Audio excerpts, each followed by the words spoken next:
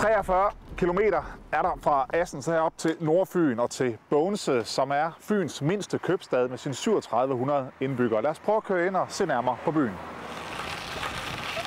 Jeg havde godt hørt og læst, at der var smukt på Nordfyn, men det her, det slår mine forventninger, vil jeg sige. Roar, hej. Hej, hej. Og hvor er det, vi er, og hvorfor er vi her? Vi er i Bogense, og jeg har inviteret jer herude, fordi at vi har simpelthen et bredt udsnit af nogle fantastiske roser. Og så siger I, hvorfor roser?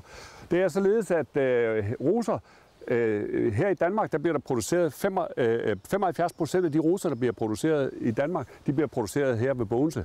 Og derfor synes jeg, at I skulle starte herude. Jeg er meget glad for at kigge det i hvert fald, men jeg ved også, at der er andet smukt at byde på i Bogense. Der er rigtig meget.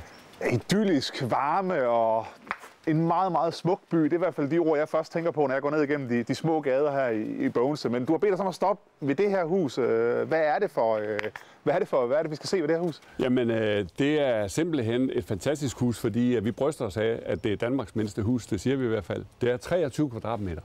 23 kvadratmeter i 2 plan. Ja, det lyder vildt. Og tænk, der boede en far og mor, 4 børn, fordelt på det her område. Det er jo simpelthen fantastisk, at man kunne bo her. Det ser enormt hyggeligt, men jeg er alligevel glad for, at det er andre tider i dag, vil jeg sige. Ja, det er det, men det er en super turistattraktion. Ja, det kan jeg godt forstå. Så. Nå, men det er der også flere af her i Bogense. Dem er der mange af. Lad os se på dem. Det gør vi. Ja, på vores vej hernede på havnen i Bogense, så kan jeg ikke lade være med at lige stoppe her, fordi nu kan jeg jo godt tro, at jeg er kommet til Bruxelles. Hvorfor står Manneken Pis her? Manneken Pis, den står i Bogense også.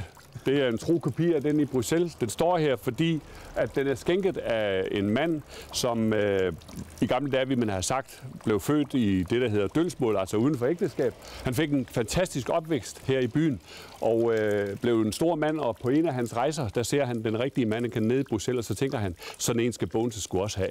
Ja. Og så skænker han den til Bogense. Hvorfor ikke? Den klæder også byen, vil jeg sige. Men lad os komme videre ned på havnen, der er mere at se på. Det gør vi. Hvis jeg troede, vi var kommet til Bruxelles før, så kan jeg jo næsten tro, at vi er i Monaco nu. Hvor er det, vi er? Vi er i Bogense, stadigvæk i Bogense, men nu er vi jo nede på vores gamle havn. Og det var jo tidligere var det jo et sted, hvor alle fiskerbådene lå.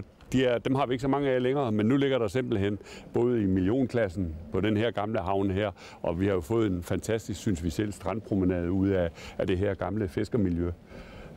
Så det er vi da noget stolte af. Jamen, og jeg har hørt, at udover selvfølgelig alle de flotte både og al den sjæl, der er her at kigge på, så er der også en anden god grund til at gå ud af den her strandpromenade. Det er en hemmelighed. Skal vi ikke gå ud og finde ud af det? Der er masser af autentiske steder her i Bogense, blandt andet herude, hvor vi står nu helt ude for enden af molen. Et søbad lige pludselig. Det er rigtigt. Det er vores søbad fra 1948 derfra, og det er virkelig autentisk, fordi det er ikke forandret med noget som helst, og det er ikke fint, og det er fancy. Men folk, de valgfarter her til hver evig eneste sommer. Det er ægte det her, og de elsker at ligge her. Og jeg tror også, de elsker noget af det, som man kan gå herind og få bagefter. Det tror jeg, du har ret i. Lad os gå herind. Ja, så er vi endelig kommet ind til isbutikken, men det er ikke hvilken som helst isbutik, vi er kommet ind til. Det ser godt ud.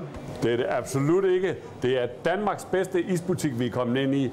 Og det, der er fantastisk ved det her, det er jo, at her der bruger man masser af lokale råvarer for at producere, eller for at lave den her is. Og det er super duper. Altså, det jeg har noget smag nu er perfekt, og den er god at køre hjem på, vil jeg sige. Og jeg vil sige, samtidig sige tusind tak for rundvisningen her, og du har lidt is på næsen. Ja, jeg siger selv tak. Det kommer ikke på fjernsyn, så det er okay. Tak for det. Vi ses snart igen. Hej.